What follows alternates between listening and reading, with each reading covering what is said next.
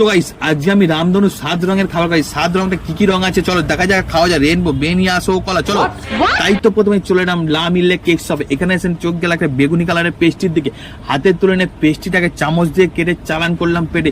পেস্ট্রিটার test আছে বস। তো tasty pastry খাওয়াটা কমপ্লিট করে নিয়ে আবার নেক্সট আর নীল কালারে খুঁজে চলে এলাম কাকার দোকানে নিয়ে একটা জেমসের প্যাকেট।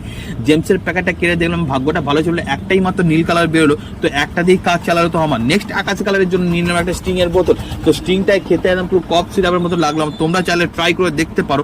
তারপরে কালার সবুজের জন্য একটা নিয়ে সবুজ ফ্লেভারের কাঁচা আমের আইসক্রিম, খেতেও বেশ দারুণ লাগলো। আইসক্রিমটা কমপ্লিট। হলুদ কালারের জন্য বাড়িতে বানিয়েছিল হলুদ চাটনি। তো চাটনিকে এই হলুদ কালারটা কমপ্লিট করে নেওয়ার পর নেক্সট কমলা কালারের খোঁজে চলে এলাম আইসক্রিম দোকান দিয়ে। নিয়ে নিলাম কোয়ালিটি ওয়াইজ একটা অরেঞ্জ স্টিক আইসক্রিম, যেটা দারুণ টেস্ট আছে।